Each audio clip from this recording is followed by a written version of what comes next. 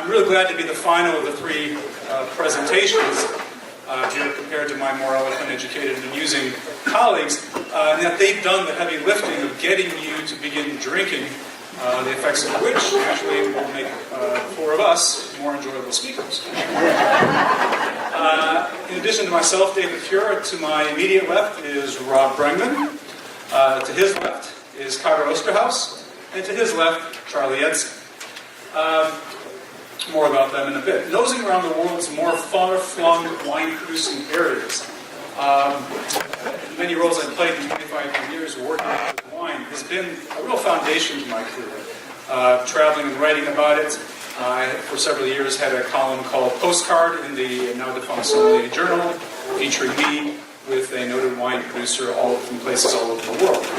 I was also a German Riesling convert beginning in the mid-1990s. Yes, I am an acid head. And I did 2 winter practicums, the German word for stage, French word, pruning vines on the snow-covered hills of the Mosel and Rhine River valleys.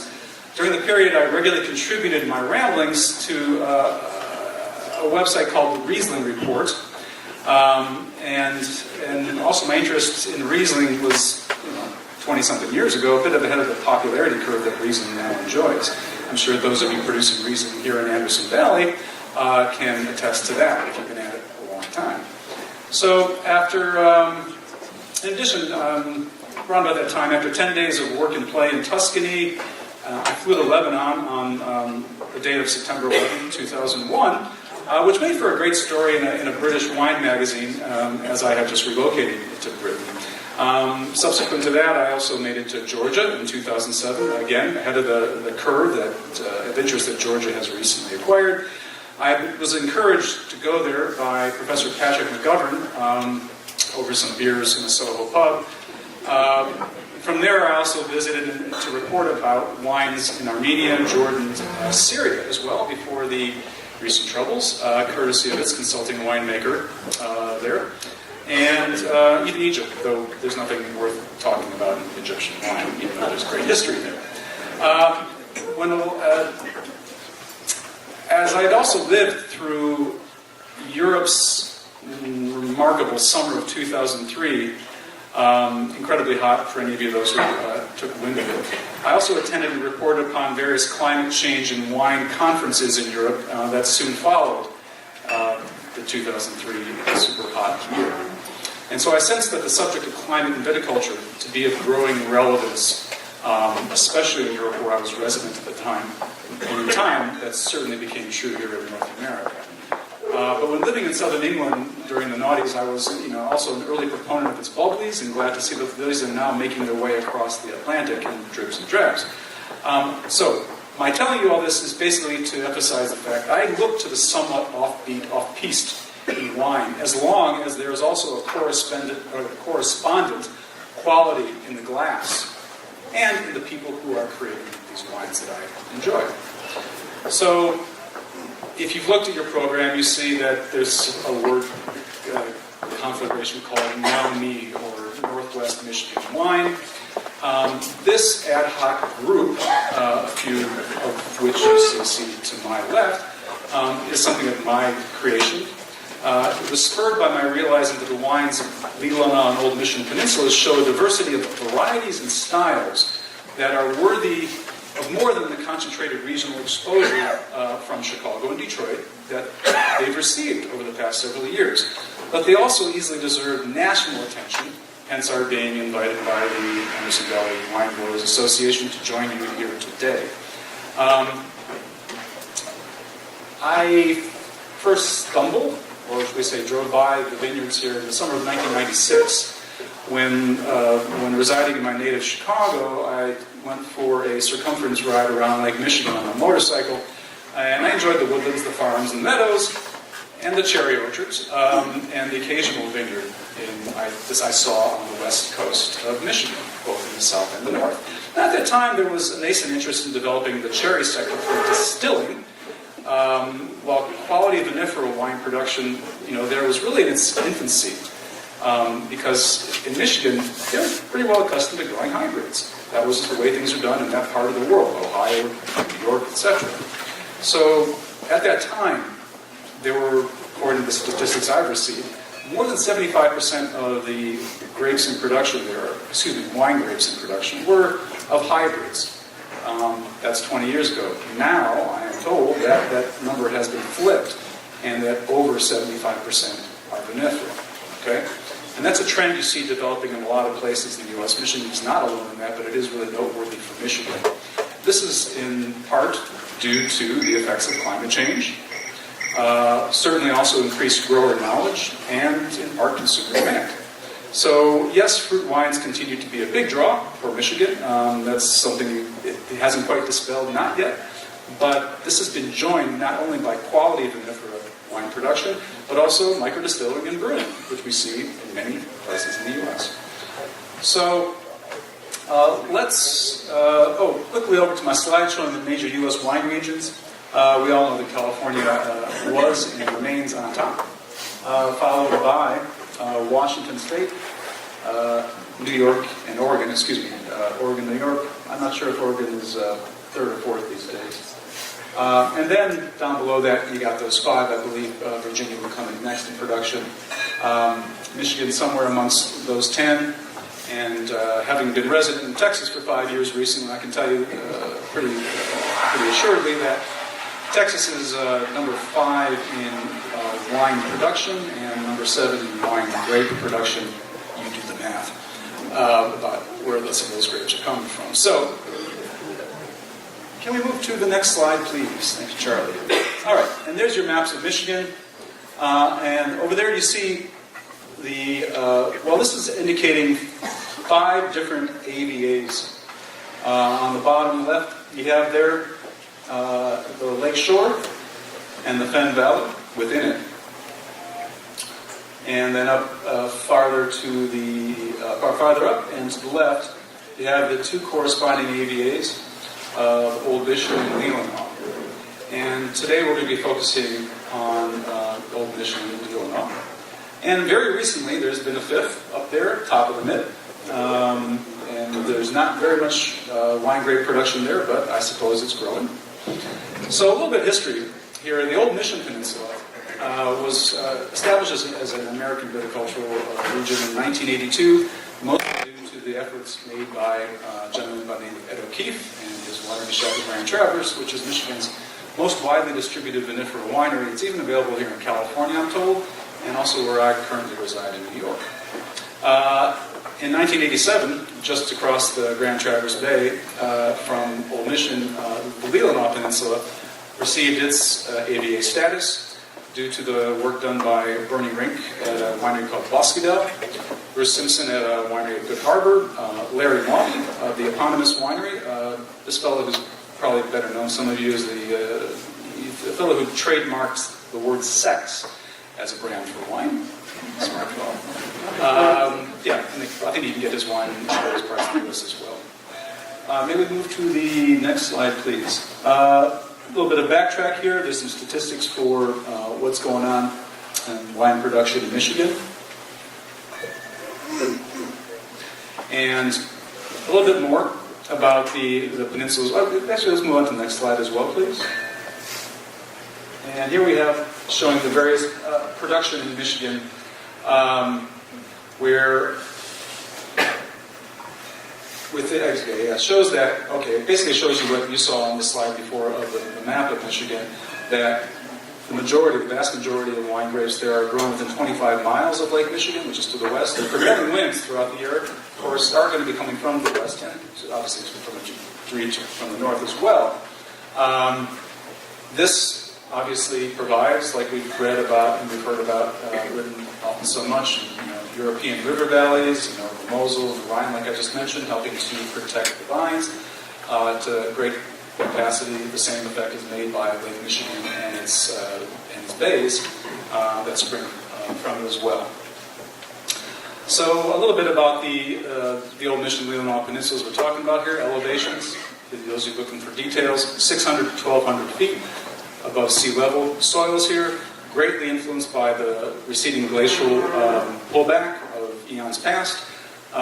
Striated clays with varying amounts of sand, iron, silica, loam, gravel, granite, limestone. Because this area is a relatively new wine growing area, you are not going to find large pockets that are the same everywhere you go. People are still figuring things out, and a lot of research is still being done. There's nearly 2,600 growing hours of 4 vines to work with there, with diurnal swings as wide as 30 degrees during the vegetative cycle. And despite the large amount of water we just referred to contained in the basin itself, there can be a lot of great cold, but not too much during the warmer periods. Early to mid-spring frosts are a recurring problem. My 2014 visit was in late April, and there was still plenty of winter ice on the ground and along the various bodies of water. So very cold even in late April. And so the only constant with this area is the vintage here. Vintages here are really varied. Okay, you don't have constant vintages. There's a wide array of vinifera here, with Riesling leading the way. Can we go to the next slide, please? Okay. Okay, next one. Let's move back. And okay, yeah. Here's the breakdown, the pie graph for the various varieties. Not only do all the other Alsace grapes that have been spoken about find a home here, including Auxerrois, but also a wide range of French and Italian varieties. Austrian babies, such as Grüner Veltliner, Blaufränkisch, also known as Lemberg, and Zweigelt, also provide delicious renditions of various wines. The 34 wineries located on these twin AVAs that I tallied in 2014 have increased to over 40 now, only 3 years later, with at least another 5, I'm told, expected by the end of next year.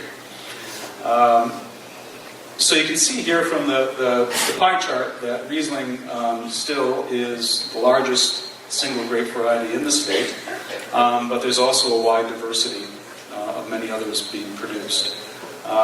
And that, and the orange large piece in the top left corner there, that's other, and that other is comprised of the hybrids I referred to as well, and the many other vinifera varieties that aren't quite big enough to make their own slices. So you can see this, again, a long time ago, maybe 20 years ago, this would have been flipped. That orange piece would have taken up most of what you see there. Can we see what's on the next slide, please? Okay. And again, hinting at the growth of wineries, this is the graph indicating the increase of wineries overall in the state, not in the 2 peninsulas I was just mentioning. So you can see in the last 25 years, the growth of wineries in Michigan is concurrent to that of many other U.S. states. So the growth you hear about the wine trails in Idaho, in Texas, in Arizona, and Virginia have found the same growth, similar growth in Michigan.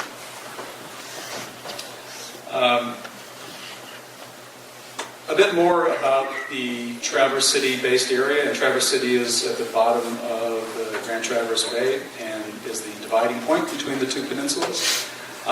There's a few relevant celebrity nods to bring a lot of attention to the area. Chef Mario Batali summers there and is on record as being a proponent of the wines of his residence there.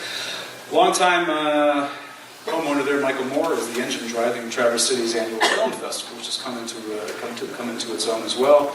And Madonna's dad, Tony Ciccione, is a first-generation American raised in Detroit, making wine with his Italian family. And he went from being a home winemaker when working in the auto industry to building a retirement career, at which he's joined by another of his daughters. And so, unlike the previous 2 sessions, this one, along with our more extensive showing of wines in the grand tasting, is really a shameless commercial plug for the wines and the wine folk of Northwest Michigan. They're really sticking their necks out by coming out here. They're really excited to be part of the Alsace Festival and think that by showing off their dry Rieslings, and honestly, sweet Rieslings have been a mainstay in the area for quite some time and do very well. And there'll be a couple of examples for you to taste at the grand tasting. But what's really gotten people excited is the emerging quality of the dry Rieslings that the area gives. There's a certain correspondence between what's going on there and the Finger Lakes. Of course, Finger Lakes have been added a little longer, and there's a bit more vineyards planted there as well. But there's definitely some things they share in common. So the fellows I've chosen to my left have varying talents and experience that they're going to lend us. First up, of our friendly panelists is Charlie Edson of his Bel Lago Winery, and he's got an estimable biography on the back page of your program. You see biographies of all of the speakers there. Charlie is highly regarded by his colleagues, not only for his knowledge that he's earned over the past 30 years since opening Bel Lago with his family, but also for his endless ability to learn, to adapt, and to share with others. Charlie. All right, thank you, David. So, hello, everybody. I'm delighted to be here. This is actually my second visit to Anderson Valley, but the first time I went through on my way back south, and I went through late in the evening, so I wasn't able to stop. And so I'm just delighted to be back here and taste some of the wines. I had some of the wines yesterday and last night at the welcome reception. Oh my gosh, they're delicious. So I'm going to talk about a little bit about Bel Lago, but also about the region and expound on that a little bit. But we're far enough into the presentation right now that I think it's time to start with the wines. So what we've brought actually a range of Rieslings, and we thought it'd be interesting for you to see what a young Riesling tastes like, sort of a Riesling in its prime, a dry Riesling in its prime would taste like, and that's number two, and then the third one is an older Riesling. And so I would suggest that you nose through all of those, but don't try them yet, because we're going to, for this tasting, it's really informative to taste them in order. And so I'm going to talk a little bit about the first Riesling, which is our 2016 dry Riesling. This wine is really young. It's been in the bottle for 2 weeks. And so you'll see in this wine, really youthful character, and there's even a little bit of embedded CO2. This is really essentially a glorified tank sample. So you've got embedded CO2, but just effusive fruit. And so one of the things that we hope you see. We go left to right. Yes, left to right. Yep. And thank you. And so what we hope you see through the tasting is the evolution. Now, all of these wines are made by different winemakers, so they all have a little bit of a different hand. All are from different plots of Riesling in our area, so there's a little bit of difference based on that as well. But back to ours. I'm going to move on to the slides a little bit here, and you're welcome to. Which one? There we go. Okay, so you're welcome to sip this wine for a moment while I talk about Bel Lago. So Bel Lago, as David said, was formed 30 years ago, and we planted a whole range of grape varieties. We grow all of the Alsatian varieties. We make sparkling wine, we make red wines. We make red wines that we keep in barrels for 3 years and have long aging capacity, which seems unusual for a region like ours, but we're able to do it if we crop appropriately. And that's really important for all of our varieties, to crop appropriately so that we can follow. Do I have to start over? Anyway, cropping appropriately in a cool region like ours is really important.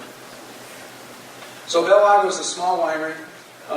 If you look at the picture down in the left-hand corner, that shows one of our vineyards. We're located on one of the inland lakes on the peninsula of Leelanau, and we're fortunate we've got a really beautiful location. This is the lake that we're on. And this is our north farm. So we've got another farm that's really quite hilly. This is one of the highest hills on the peninsula. This is primarily a south exposure, so we trap a lot of heat and we get our grapes quite ripe. If you look at on the left, there's a ridge up there. That's where our Riesling is growing. Is up on that ridge. It's a beautiful south slope. And this is the vineyard from the south.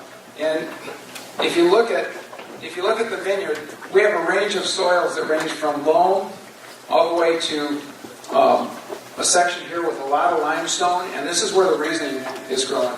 And our diverse vineyard is growing in this area where we've got a lot of limestone. When we planted this vineyard, when we tilled it up, we tilled up these big sheets of limestone encrusted with all of these really cool shells. I called this stuff shale for years because I'm not a geologist, and I thought, well, shale, I like shale. I like Riesling with these sort of mineral notes, right? Until a geologist came to my tasting room one day, and I showed him this piece of rock, and I said, see, we've got all this great shale in our soils. And he said, no, I don't think that's shale. So he literally pulls this little container of acid out of his pocket. This man is a serious geologist. And he drops this acid on the rock, and of course it bubbled up, and he said, no, this is clearly not shale. You need to start calling this limestone. So, this is our limestone block for Riesling, right? And we've got a little bit more Riesling over here, which has more gravel in it, which is interesting. Then we go over, these are some reds, then we go over here to our Oxawa. And we grow Oxawa. It's a really great variety for us, but we're not going to taste that today. This is just a picture from the top of the hill, just to give you a sense about the height. We're sort of looking down on most spots. And David talked about the lake effects a little bit. And so one of the questions is, why can we even grow grapes up in this really cool area? It's because of the lake. And so not only does the lake protect us during the winter, it extends our fall period by, because the lake warms up during the year, Lake Michigan and the inland lakes, they warm up during the year, and it keeps us warm. It allows us to ripen the fruit more completely. And it's the snow. The snow helps blanket in, the snow blankets in the vines, and we get lots of it. In fact, when Robert and I left, and David left Traverse City to fly out here, we left in a blinding snowstorm. I'm not kidding. It was almost a whiteout. So it was a long, arduous trip. And this is just another picture to show you Lake Michigan. But it also reminds me that the area that we live in, like most winemakers, it's the area that we live in that helps provide the inspiration for the wines that we make. So for us, it's the grandeur of the place. And as you've heard other speakers talk about today, it's always the place that helps define the wines. It's the terroir, it's which includes the climate, and climate's really important to us. So that's where we live. Lots of lakes, lots of hills. So I just drew this, and it's a picture of the Gewürztraminer just because I really like this picture. And it's just to make a point. I don't know if everybody knows that Gewürz is really a pink grape, but that's it. And when you press Gewürz, the juice comes out almost red sometimes. So now let's talk specifically about this wine. So this wine, I think, is already starting to show little hints of that minerality. But this wine is really young. And one of the challenges that winemakers face when we first get juice in is how do we craft a wine?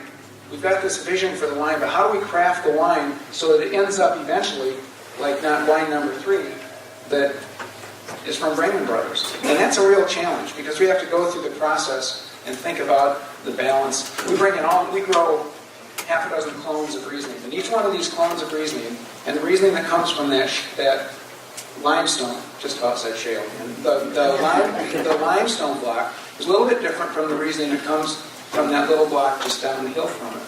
So we have to decide which lots are most appropriate for the various Rieslings that we make. We make a dry, semi-dry, and a sweet version of this wine. Oh, and that, of course, is a picture of Riesling grapes.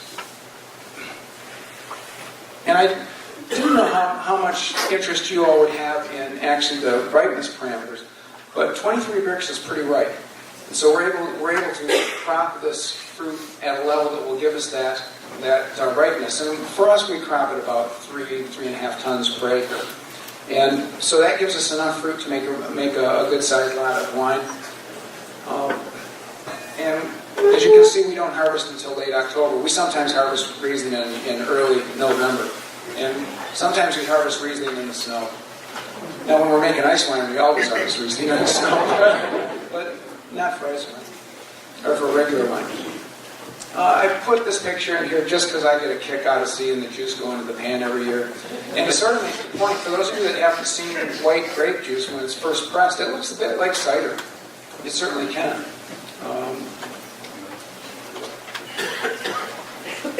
And this is the wine in the bottle. 6 grams per liter of residual sugar. The alcohol is 13%, pH 3.2. And I find this a pretty nicely balanced wine. The acidity right now is a little bit exaggerated because of the embedded CO2, but otherwise I really like the flavor profile of this wine. Anyone have any questions?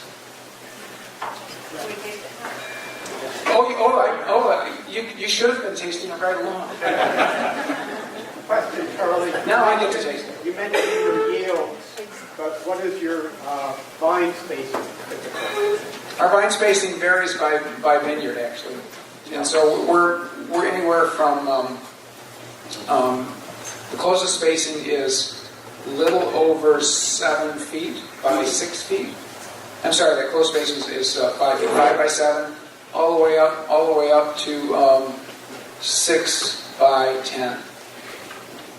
And the reason we have 10-foot row spacings in a couple of the vineyards is because of the side slope, and it's simply for safety of driving the tractor in that vineyard. Was this a prepared yeast or was it? That's a really good question. So the question was, do we use natural yeasts or do we buy yeast and add it? We buy yeast and add it. And Which strain did you use this? we typically use quite a few strains, but two of my favorites for a reason. One of my most favorite for a reason is 228, which tends to and for this wine that's the major portion of the blend. And then another yeast that we like for a reason is BA11. The question of natural fermentations. Like other winemakers, we've experimented with natural fermentations, but the strains of yeast that we have in our vineyards don't seem to always finish reliably with really good flavor components and good structure. So one of the things that we're doing now, just so that we can gain a little bit of that character, is we'll let the yeast start out under the natural, let the wine start out under with a natural yeast fermentation, and then we will inoculate later, and then we know that the wine will finish reliably with a nice finish and so on, a nice flavor profile. Just jumping quickly, my experience having tasted the wines of many of his colleagues in the area bear that out. That's generally the common thing to do. Yep. So David didn't have the mic, so what he basically said is that it's pretty. What I've just related is pretty common for most of the winemakers in the region. There was another question? Bud break for us is typically late April, and this was 2016. It was well then for it was pretty typical 2016. It looked like from the pictures that you have smart licensing policy, it looked like they were going both ways. Is that common, and if so, why? Okay, so the question was, in the picture, that was of the Gewürztraminer. It looked like we had smart dicing. And so for those of you that don't know what smart dicing is, first of all, a common trellis, at least in our area, is vertical shoot position, where we have the fruiting wire at about this level, and all the shoots are trained upward. What smart dicing does is it divides the canopy vertically, and so you have that same lower level, but then you take a space, and it varies by the grower, but you take a space, say 10 inches, and then you establish a second fruiting wire, and those shoots are trained up. And what you're doing is you're allowing more leaves per cluster. What you're trying to maintain is a certain number of leaves per cluster to ripen the fruit. And so it allows you to increase the production on a linear row basis without decreasing the quality. We don't grow Riesling on that system. We grow Riesling on the vertical shoot position system, but we do grow Gewürz. We actually grow Pinot Noir and Chardonnay on that system. And we've been able to, I've been particularly pleased with Pinot Noir, where we've been able to increase our yields by 50% without any loss in fruit quality whatsoever. And so our Pinot Noirs have just gotten better in spite of increasing yields. Now that said, our before we went to the divided canopy, our yields were quite low, about 1.7 tons per acre. So that's another story. I'm a huge lover of Pinot Noir, but that's another seminar. I think I'll turn the mic over again, but thank you all. One thing I forgot to say, and that is we have a 12 dry Riesling at the Grand Tasting. So if you're curious what this wine in particular may turn into, give that one a shot. Thank you all. And I understand, is that correct that you've only made 2 dry Rieslings in your entire career at Balago? Is that true? Yes, that is. Yes, that's true, but the main reason is that I sort of grew up really loving Cabernets from Germany, and so I've always sort of liked semi-dry styles, so that's what I've made. Right. You can tell you tasted this entire range of dry Rieslings that were made here at Alsace Fest. The second of our 3 speakers, a panelist, is Carter Osterhaus, who is a hometown boy of the area, but this is his second career. He's made a TV career working in building, and he'll tell you a little bit about that, but mostly about his project he has with his brother Todd in Old Mission Peninsula. All right, thank you guys so much for having us here. It is a pleasure, and I have to say that I am a virgin. This is my first presentation at a wine festival, and we are very new. Our winery, Bonobo Winery, is very new. So for me, it's a pleasure to be here. It's a little nerve-wracking at the same time, but I'll take you through the story of why I got to where I am today, which is quite odd, but it seems workable, I guess. So I grew up in right up in Traverse City, right on Old Mission Peninsula, and the property that we have now, which is Bonobo Winery, we have about a 50-acre property. We have 20 acres planted. We have Chardonnay, Riesling, Pinot Gris, Pinot Blanc, and a Cab Franc, and a Pinot Noir. And so for us, and you said, wow, that's a lot, right? Because it is. And for us, it seemed, just a little backstory on that, that same property was the property that I used to farm on when I was a little kid, when it was a cherry farm. So it was very, serendipitous or whatever it was, but it did work out that I wanted to come back to my hometown. I wanted to get into the ag business. My dad is an old farmer, and growing up from an old farmer, you don't stop working. You're just always working.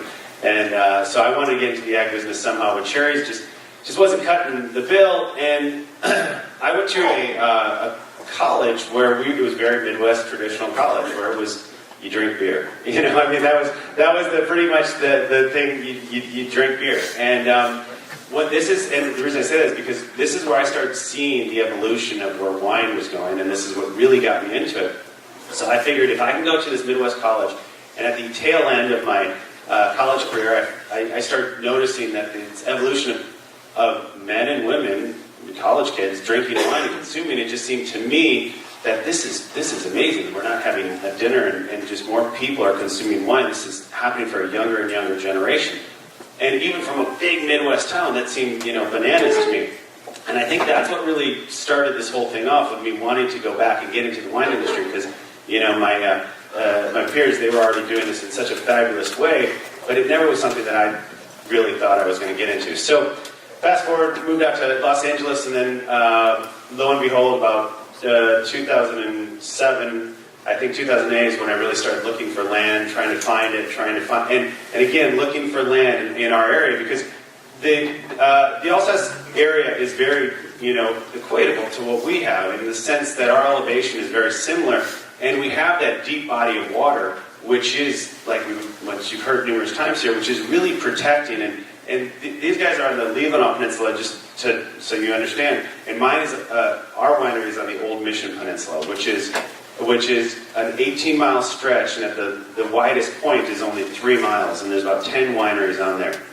And so again, getting into this, when we first started, it was really looking for land. It was trying to find a land that was going to be plantable, that was going to work, and as a person who didn't study wine, who didn't get into this when I first got into college, the idea was let's just go see what other, pieces of property are doing. And it seemed like the most obvious choice, right? But so we walked around with some other winemakers, and we really were able to see the difference in years from types of elevated plots and what they were doing from year to year and how well they were, taking on the variation of climate up there, because it is quite a variety of changes that you get, but there is that still moderation from the lake. So we found a piece of land, and you'll notice in this Riesling, which you can, which is the second glass. This is from our 2012. You'll notice from this is very, very much. You'll taste a lot of what the glacial structure has done to this old Mission Peninsula. You'll notice that sort of that. Petrol smell in the beginning, which has changed dramatically, and it's now you're seeing that petrol smell is starting to go away, which is a really nice thing. And I think probably another year or two, this is going to be a really great wine for us. Though we didn't produce that many cases because, again, we're so new. But you can definitely tell the tangerine taste, the peach taste on it, and it's a smooth and silky, nice Riesling. And for me, the reason we got into this business was because of the Riesling. When I would always come home from college, the Riesling was the first thing that I would go get a meal, and I would go get a Riesling. So for us, we really wanted to see what the earth in our area, where our plot is, was going to give us. And so that's why the residual sugar is very small. I think it's around 2. It was really a simple wine that we wanted to really figure out what the earth was going to give us. And when I say that, that's very much what Bonobo Winery is, which is trying to not alter what the earth is giving us. So we're in the steps of becoming a biodynamic winery, and so that is, again, proper steps. It takes a little while. We're, as organic as we can be with the steps. We started putting prep. If you know anything about biodynamic, it's a prep that you put on it a couple times throughout the year. If you want to talk more about that later, I have tons of information on it. It's a really fun way of actually farming practices. And so it's really about what the earth is going to give us. And so, but it was also about learning, just to figure out what we are going to be able to give to people, since we didn't really have our style. Now we're figuring out our style a little bit more at the winery. And when I say that, it's still that dry European, because if you come up Traverse City, there's a lot of people, and we've just talked about this before with somebody else, a lot of people want that sweet Riesling, and that's not what, they crave it, they love it, and so you have to figure out, if you're a business owner, how do you stay open and still, appeal to the masses of people who just want that sweet Riesling, which is not bad, but at the same time, that's not necessarily a typical style for Bonobo Winery. And so, just to let you know, so my direction for getting into the wine industry is really to promote the awareness of not only the region, but also the youth of wine consumers, and to get to those people that are consuming wine on a much higher rate, and try to I always felt that I was intimidated by wine when I first got into it. I still am. But it was really to reach out to the people who were consuming wine and say, come into our place, go to the other places, but stick around for a little while. So what we did, we created our tasting room a bit bigger. This is back information. We created our tasting room a little bit bigger. It's about a 5,000-6,000 square foot tasting room. And Christy, I know you mentioned about wine or name dropping before, but I'm going to name drop.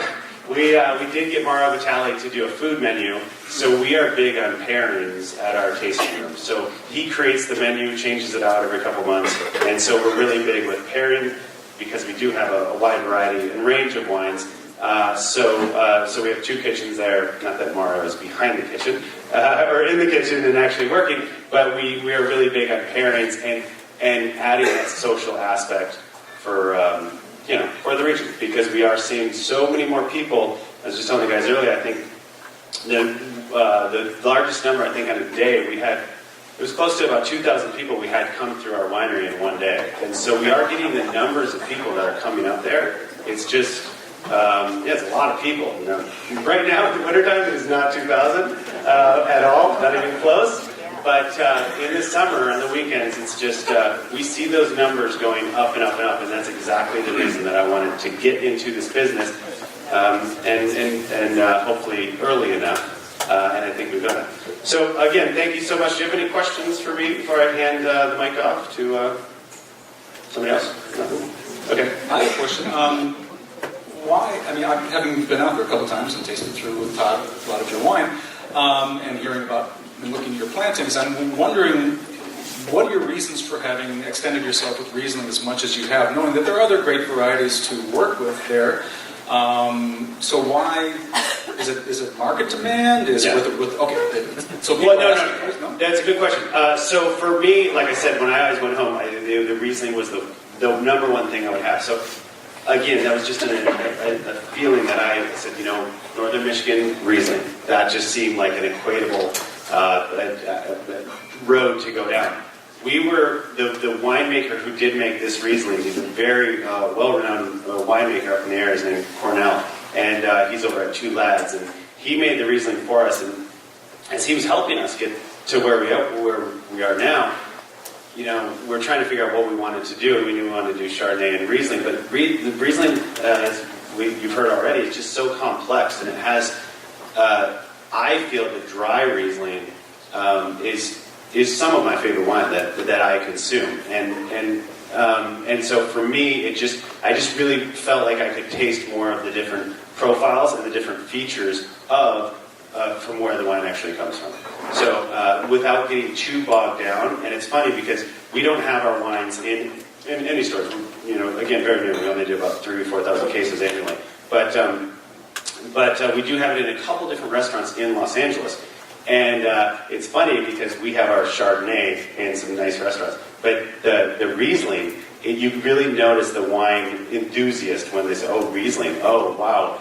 And a little funny backstory, I was at a wine dinner, and people said, "Oh, Michigan wine, that's cute." Oh, they kind of all laughed at me, and I just felt like very sheepish and shy because it was a couple years back, and I didn't know what to say, and I was not saying anything until a guy by the name of Carlo Mudavi came out, and he goes, "Oh my gosh, Michigan Rieslings?" He's like, "Those are my favorite Rieslings." Next thing I knew, I was the belle of the ball, and everybody was like, "Oh my gosh, tell me more about your Rieslings." So I think, again, we are still very new, and that's a very exciting time for us to be in this business. I mean, some of us have been in it a lot longer, but it is a very fun time for us.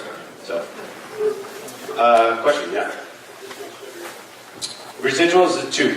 Yeah, is I think is what we have on this. 2 grams. Yeah, very small. Yeah. Does the climate lend itself to organic and biodynamic farming?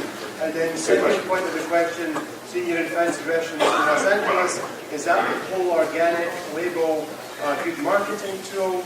And you were talking about younger people liking wine. Is that a key component of the market? Those are great questions, and one was does the climate lend itself to organic? When we first started, not everybody, I shouldn't say that because I didn't talk to everybody, but a lot of people said, "No, don't do it, your yields will not be as high." And for us, it was still pertinent that we still try to, in biodynamic farming, if you guys know the difference, organic farming is trying to replace what you put in the soil. Biodynamic is replace and actually replenish and give even more back to the soil from what you take. And so it's a little bit different. So with the climate, good question, can you provide that yield? I think in some cases, some of the wineries, they've done fairly well. It's not something that's done for the masses by any means. I have a friend randomly, and this is why I think we're going down this road more so with the biodynamic, but she has a tea farm up in Traverse City, and it is one of the only tea farms, biodynamic tea farms, and it does remarkable well in the area. And I know that's apples to oranges, but it's something that we're going to slowly create block by block in the area. And then there's one more question over here. No? Yeah. Price point on this is $28 per bottle. Yeah. Yeah, exactly. Discount for the case. Absolutely. Always selling, always selling. Anything else? Any other questions? All right, I will pass it off. Thank you, thank you, thank you.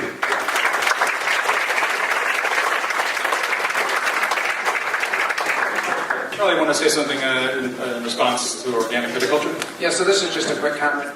So there's a couple reasons why organic viticulture is pretty doable where we live. The first is the cold. So we don't see as many diseases as they see, as folks see that grow grapes even in the south part of the state. And part of the reason, I think, is because it's just so cold in the wintertime. And the same thing is true of insects. We don't have as much insect pressure as elsewhere. And the other thing is that during the summer months, we're actually pretty dry. I mean, we're on a peninsula that's out surrounded by water, but we have a long, lengthy dry periods, not really droughty, but dry periods, so that disease management is a whole lot easier than it is in some other parts of the world. Plenty of circulating air. Yeah, plenty of wind. Yeah. And 2012, that was pretty dry. Yeah, Carter's just mentioned that 2012, the year that his wine was made, was a pretty dry year and a pretty hot year for us too. In response to the queries about the wines being available for sale as a price point, none of these wines here today, either on this stage on your table or at the walk-around tasting we're going to go to soon, none of these wines are commercially available in distribution streams here in California. If you want to order them, wineries would be glad to sell them to you via shipping to your places in California or anywhere else in the U.S. The last of our three panelists is Rob Bregman, who also comes from a family working with his brother's situation at the winery, the Bregman Brothers Winery. His background, this is not his second nor his only career, this is his third career. He actually came out of a restaurant family. His father was a noted restaurateur in the Detroit area. And then he went on to work in design for a good number of years. And in the signing of the winery in 2007, he was still working in design. He had to do that thing for a few more years. Last year he gave up that, and now he's a full-time wine man. Rob. Thank you, David. Thanks.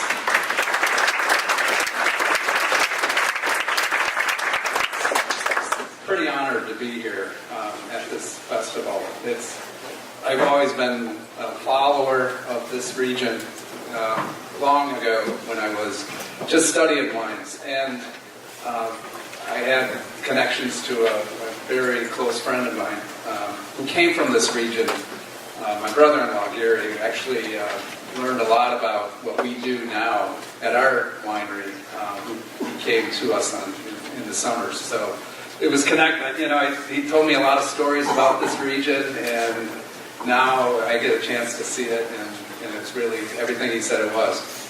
So our family here, our family business, there's two brothers that are part of this, and like David said, I came from another profession. I've always been passionate about wine ever since I was working with the family at creating menus for the restaurants and such. But I always had a desire to be an artist and a designer, and I didn't like the long hours of the restaurant business, so I said I'm going to be a designer. And I did. I went to school in Detroit, got a degree in industrial design, and worked for a design firm up in Traverse City. And at the same time, we started this as I was working. And then I just recently retired from the design field. And I got to admit, though, one of the big changes of working in design and then being a farmer that I really like is that you can get away with wearing the same clothes for 3 days. And Delta, yesterday on the way here, they must have read my profile because obviously they said, oh, there's Mr. Bregman, now he's a farmer. He doesn't need his garments, so we'll lose his luggage. So 2 days like this so far. Maybe today will be here. So we're really into what we call fine wine, and we really love to try to strive to get the best out of our ground. So we're family owned, so in order to call it brothers, you got to get along at least with one of your brothers, and I do. So Ed and I created this back in 2003. Next slide, Charlie. Yep, our first harvest in 2007, and you know what the Carter said, in the winter times in Traverse City, it gets really kind of dull, and we don't see that many people. So we're actually going to open an off-site tasting room in downtown Grand Rapids this year. We're working on that, so we can be busy all year round. Next slide. And the corner in Leelanau that we have our winery, it's in the southeast corner, and we call it kind of the Detroit of Leelanau, because Detroit's in the southeast corner of the Mitten. And we've got 3 vineyards in that area. We really feel that, you know, we took our time and found some very, very nice land, and hopefully this third wine here can prove that. Next slide, Charlie. Yeah, this is, you can see, we're next to what is called West Grand Traverse Bay, and then another lake, Lake Leelanau, just above it. So we're kind of surrounded by water, and then Lake Michigan is just right over here.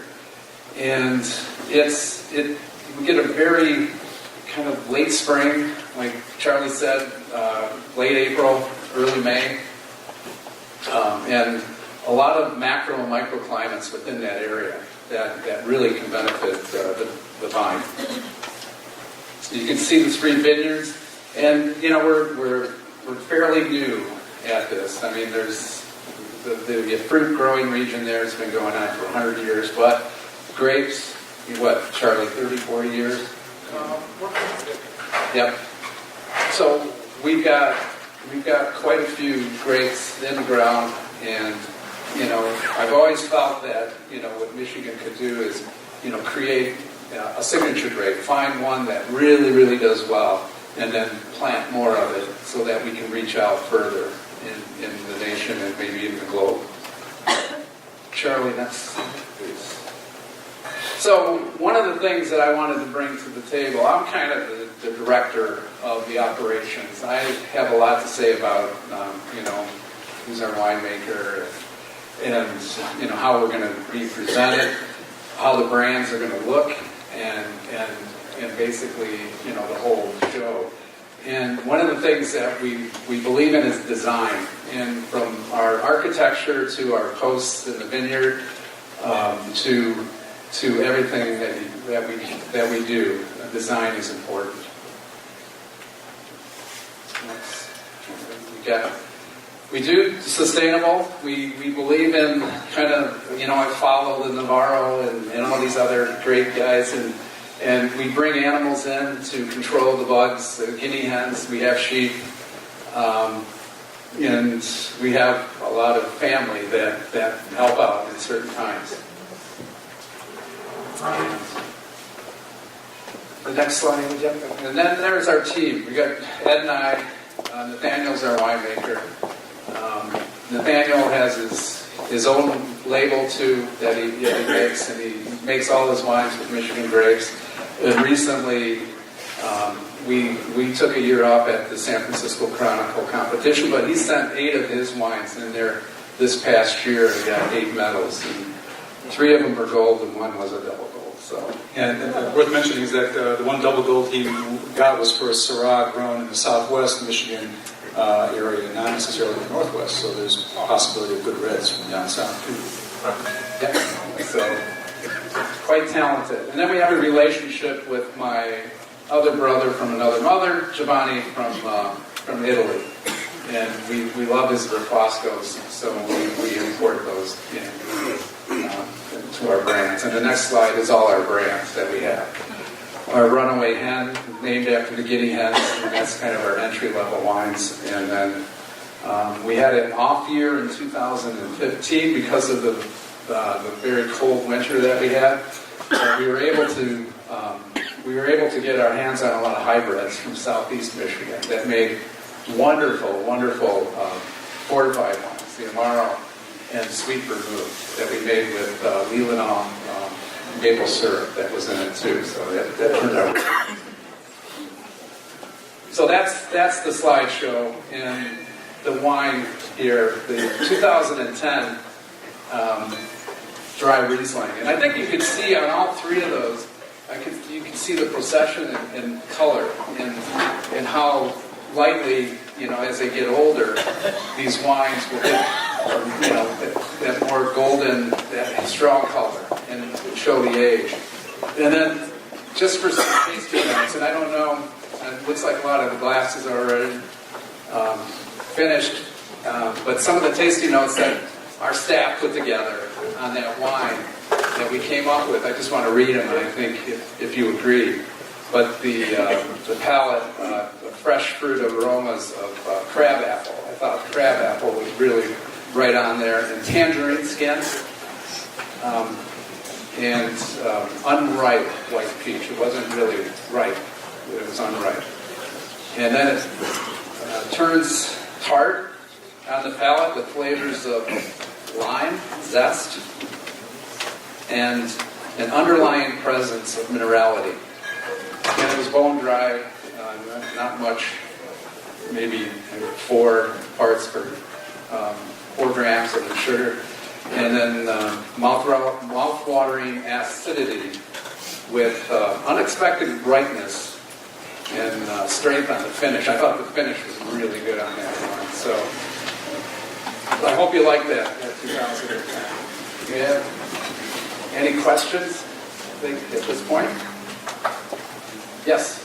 And the price points on this Riesling? These are at are $25, our Rieslings. Yep. David? Yeah, thanks, Rob.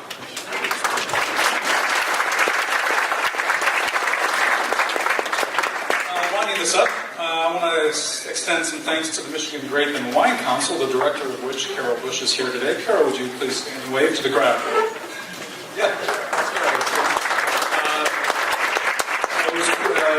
Were it not for Carol's intercession, we wouldn't be conducting a trade and press event this coming Monday afternoon at San Francisco's Maritime Wine Trading Company along Columbus Avenue. So any of you in the wine business here, please tell your San Francisco area friends of this event Monday afternoon.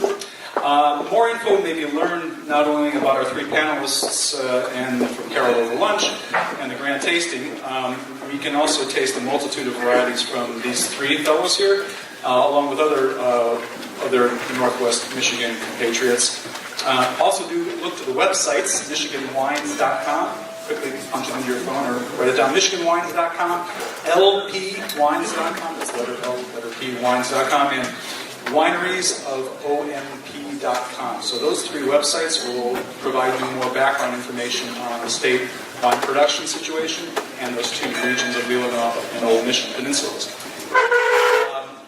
Personal note, I want to kick this off by talking about my love of the undiscovered. I definitely have always had an explorer's mission when it comes to wine. I want to be the journalist who wants to be the first guy to tell a story and be the first guy on the ground somewhere. Yes, but I also have a natural curiosity and passion for quality wines done in places that are unexpected. Has anybody had an Areni from Armenia? No, not yet. Okay, some of you will soon enough. I've had sparklers from Tasmania, Pinot Noirs from South Africa's Elgin. Okay, I look for the offbeat from places either known or unknown. And when I came across Northwest Michigan's Rieslings, especially, but a great number of other wines a few years ago, caught my eye, and I realized, okay, this is a place to watch. This is a place that's growing in short order. It's really done very well for itself. As Carter was saying, they are swamped in the summer with people from Chicago, Detroit, but not only, also from New York, Texas, Colorado. People come from all over, and from Europe too, I believe. There's been some European visitors. So if you get a chance to make it out there sometime, if you're feeling tough, you can come during the winters, but summers are very, very pleasant too, even though you might have to fight for hotel rooms. So please check out more of these wines here in the Grand Tasting from Northwest Michigan. And thank you. And John, you want to say a few words before we let it go?